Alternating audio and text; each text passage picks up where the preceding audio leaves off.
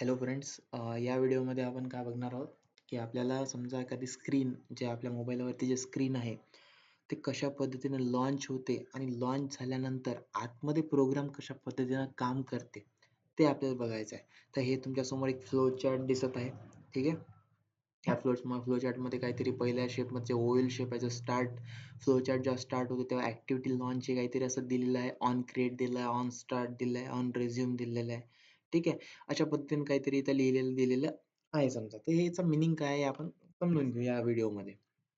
Okay. समजा आपण एक कन्सिडर करा, तुम्ही एक उदाहरण घ्या, एक एक्झाम्पल घ्या. समजा तुम्ही एखादं ॲप ओपन करता. ठीक आहे. ओपन कसे करता तुम्ही? त्या ॲपवरती तुम्ही क्लिक करता. Instagramवर तुम्ही क्लिक करता. ओके.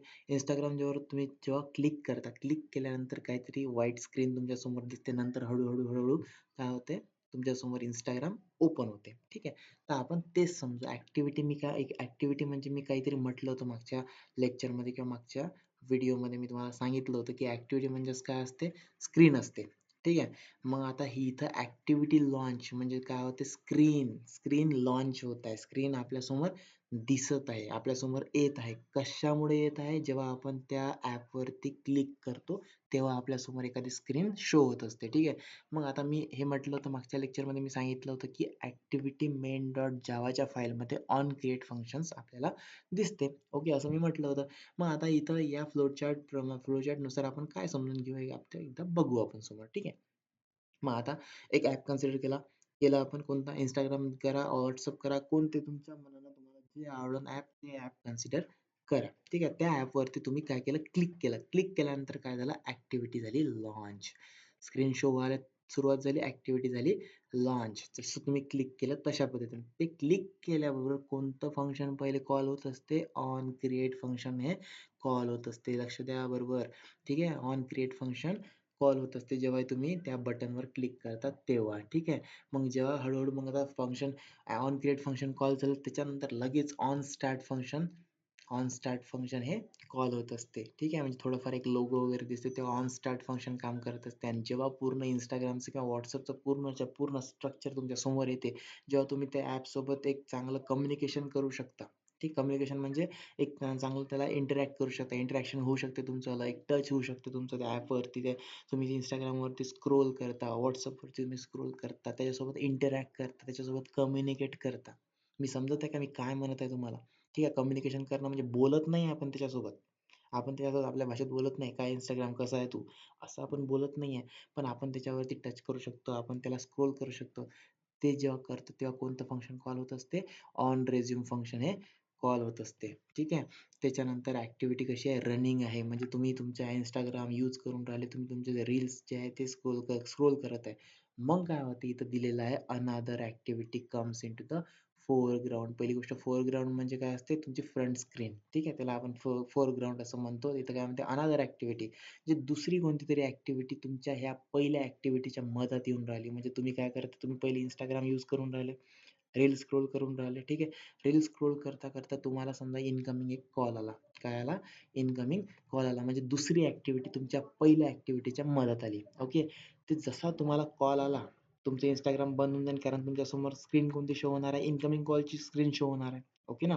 मग जेव्हा तुम्हाला जो कॉल आल्याच्या नंतर ते जे प्रोसेस, जे ॲक्टिव्हिटी चालू होती म्हणजे Instagram यूज करणं जे चालू होतं ते काही वेळसाठी काय होऊन जाणार? ऑन पॉज हे फंक्शन कॉल होऊन जाणार त्या टाईमला. ऑन पॉज फंक्शन म्हणजे ते ॲक्टिव्हिटीज थांबून गेली थोड्या वेळसाठी आणि त्याच्यानंतर तुम्ही काय केलं? त्या कॉलला जर रिसीव्ह केलं, पहिले कॉलला रिसीव्ह तुम्ही केलं नव्हतं.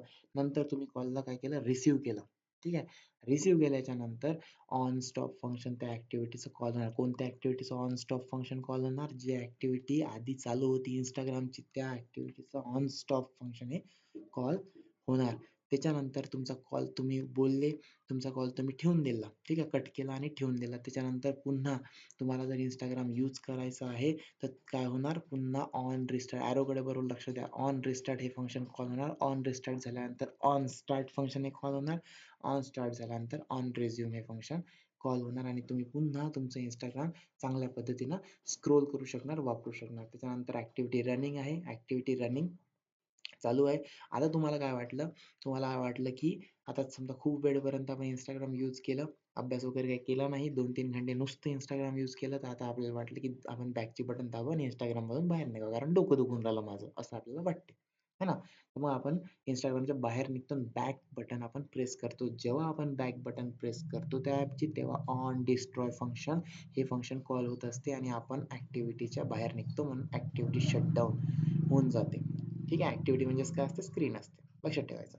त्याच्यानंतर आता समजा आता इथे इकडे एक ॲरो दिलाय की ॲप प्रोसेस किल. आता एवढं समजलं तुम्हाला. आता हे ॲप प्रोसेस किल काय आहे?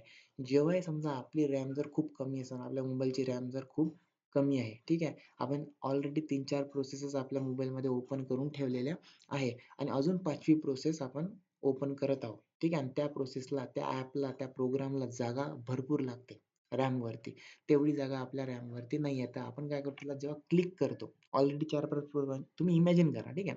ऑलरेडी 4-5 प्रोसेसेस रॅमवरती आहे, ठीक आहे. अजून 5वी 6वी प्रोसेस आपण चालू करण्याच्या मार्गावर आहोत. म्हणजे एखाद्या ॲपला आपण अजून क्लिक करतो. आपल्याजवळ स्पेस कमी आहे. एखाद्या ॲपला आपण अजून क्लिक केलं, क्लिक केल्याच्यानंतर ते ओपन तर होते, पण काही वेळातच ते काय होते, बंद होऊन जाते आणि पुन्हा आपल्याला ओपन करायला भाग पाडते. ठीक आहे. बंद होऊन जाते डायरेक्टली बंद होते. काहून होते बंद?